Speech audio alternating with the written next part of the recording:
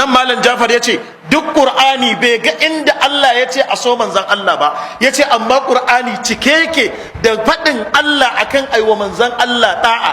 Malam Jafar ya ce yi wa Allah da'a ya zarce kama so manzan Allah, domin in dai ka bi manzan Allah din dole ka so shi, kenan da'ar tana sama da me soyayya.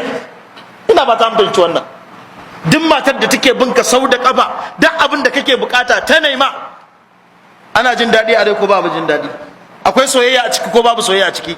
sai aka ce malam Jafar ya kafirta, malam Jafar ya ce bai ga ayar da ce a so annabi ba. Yan ɗarika suka caccake shi, sai cikin ruwan sanyi ga malam Nasiru Goron Dutse yanzu ya fito ya ce shi ma duk Qur'ani bai ga inda aka ce a so annabi ba.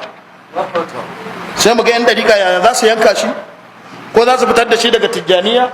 Ba za su yi haka ba, saboda malami ne mai kuɗi kuma hafizin Qur'ani. Sun san duk cikin su ba wanda ya kai shi Qur'ani. Dole su shiru kuma dole su sallama masa saboda son zuciya. Kuma yanzu an yadda dan dariƙa ne ya fada, to za a sallama. Wancan dan izala ne ko ahlus sunna ya fada, ba za a sallama masa ba. Ka san kuma batun Qur'ani malam Jafar batun Qur'ani kai ka san waye malam Jafar? Tunda malam Isyaka Rabiu duk Kano ba ai kadimul Qur'an kamar sa ba. Ina faɗa ina maimaitawa, Allah ya taimaki malam Isyaka Rabiu wajen tsananin son Qur'ani da kuma yi wa Qur'ani hidima. Kaga ai batijjane ne nake faɗar wannan, amma shi kansa ya jinjina wa malam Jafar, ya ƙara jinjina wa malam Jafar a batun Qur'ani.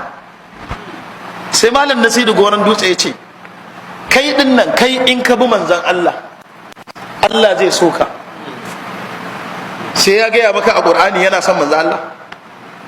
Ya ce qul in kuntum tuhibbuna Allah, sai jami fattabi'uni. Me Allah zai muku in kuka bi manzon Allah? Sai ya ce me yuhibbukumullah da ziyada wa yaghfir lakum dhunubakum. Kai banza ma in ka bi manzon Allah ga me Allah zai ma? Amma in ka so manzon Allah, ya ce ko in kai masa da'a ka bi shi, to kawai kai masa da'a ka bi shi ma Allah zai so ka kai. To yaya matsayin manzon Allah yake? Innahu khalilullah bal habibullah salawatu rabbi wa salamuhu alaihi. To abubuwa ne masu sauki, amma mutane sai suka cakuɗa su.